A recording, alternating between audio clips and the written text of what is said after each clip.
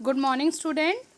बेटा आज हम लोग सिविक्स का चैप्टर नंबर फर्स्ट पढ़ेंगे और समझेंगे। इससे पहले की लाइव क्लास में मैंने आपको यूनिटी इन डाइवर्सिटी में मेकिंग अ फ्रेंड्स तक पढ़ा दिया था। आज हम पढ़ेंगे इनइक्वालिटी। ठीक है बेटा। We have diversity in economic activity. Also, you must have seen a carpenter, masons, iron smith, goldsmith, driver, lawyer, engineer, etc.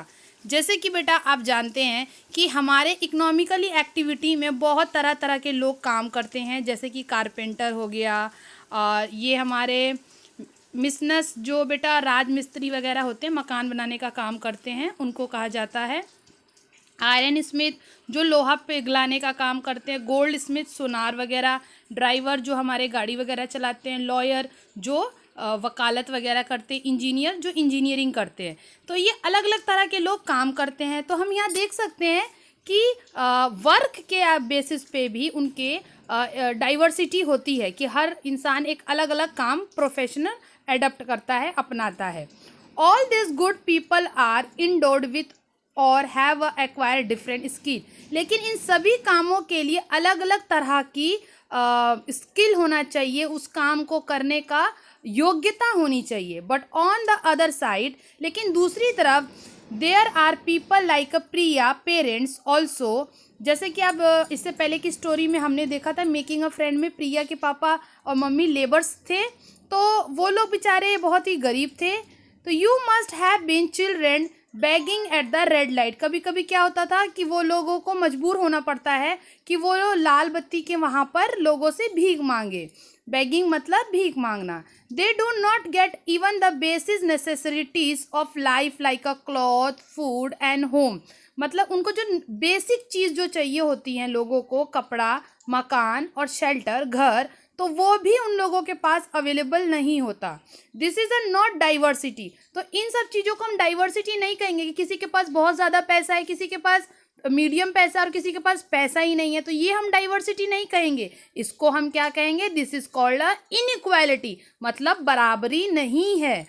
Through our society produce excellent art and culture. हमारी सोसाइटी में अलग बहुत ही तरह के arts देखने को, बहुत बेहतर आर्ट्स देखने को मिलेगा, कल्चर देखने को मिलेगा। It had some bad side too, लेकिन इसकी कहीं ना कहीं कुछ बुराइयां भी हैं। It keep the vast mass of people in poverty.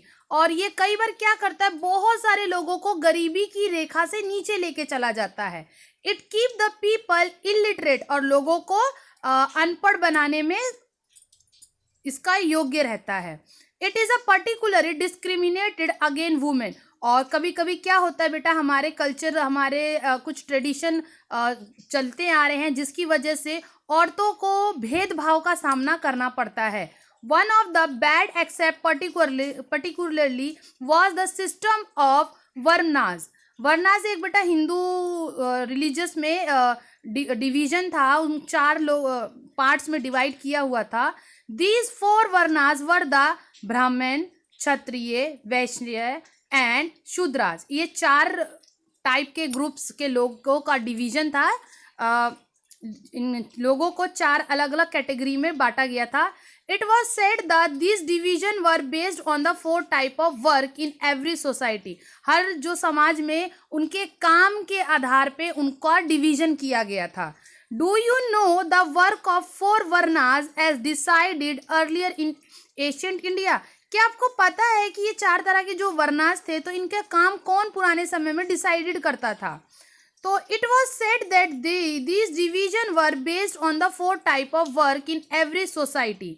ये जो पूरा डिवीजन था, ये उनके काम के ऊपर डिवाइडेड था। जो वो काम करते थे वही उनका सेट बन जाता था, वही उनका वर्नास बन जाता था। जैसे ब्राह्मण जो लोग थे, would to ritual worship and educated the young. क्या ये लोग बहुत ही टॉप क्लास में आते थे, ये धार्मिक चीज़ों के लिए माने जाते थे, ये पढ़े लिखे लोगों का सेट होता था। The Kshatriyas would learn warfare and defeated the country when it was attack from outside. जो हमारे क्षत्रिय लोग होते थे, वो लोग होते थे जो हमारी कंट्री को प्रोटेक्शन देते थे। ये सैनिक वगैरह का सेट होता था। This Vaishyas were suppose to carry on trade, और वैश्याज में वो लोग आते थे जो ट्रेडिंग का काम करते थे, व्यापार वगैरह का काम करते थे। एंड फाइनली और लास्ट में the Shudras, the lowest of the 4 varnas, ये 4 वर्णास में सबसे नीचे का अगर सेट था तो वो हमारा शूद्रास था। और were the suppose to do all the other type of work which needed physical labour like agriculture and other menial work.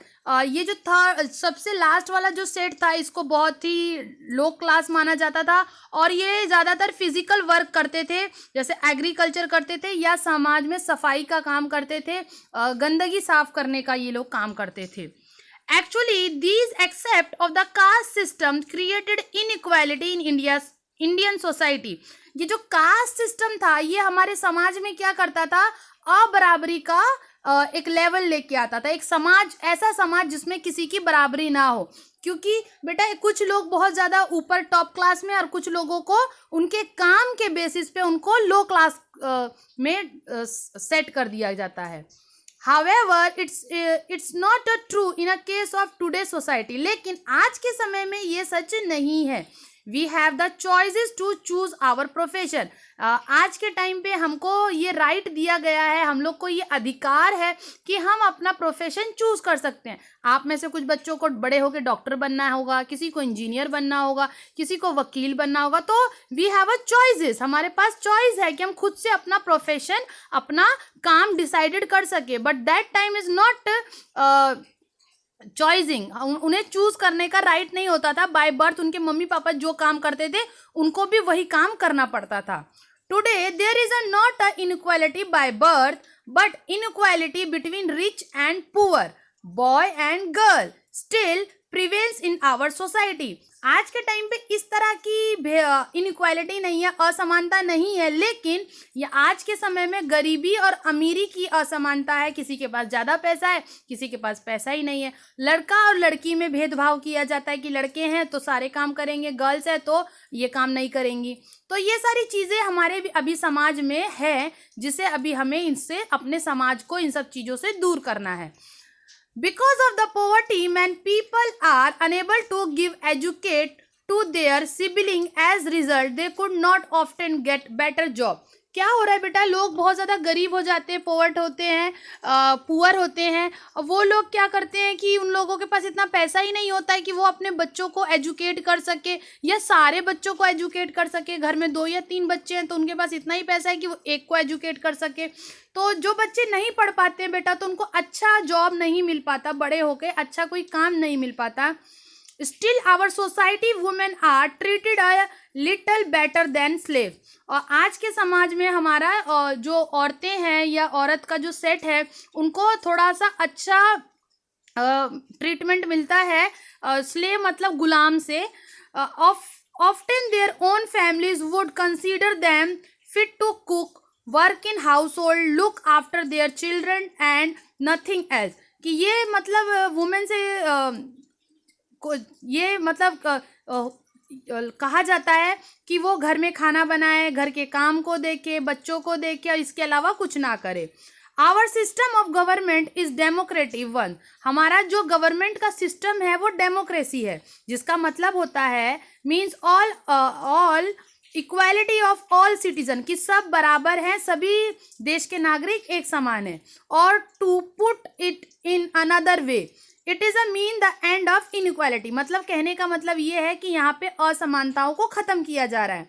But is not easy to achieve this goal, लेकिन ये बहुत ही आसान नहीं है कि इतने बड़े गोल को हम बहुत आराम से पा सके।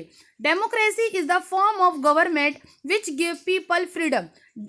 डेमोक्रेसी वो उस तरह का सरकार है जो लोगों को आज़ादी देती है, विथ इन लिमिट्स, कुछ पाबंदियों के साथ।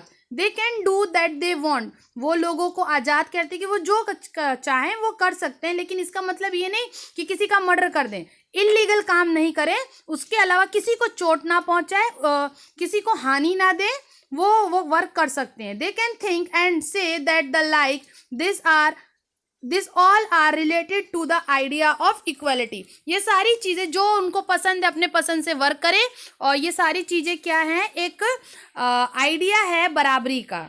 आई होप बेटा आज का आपको समझ में आया।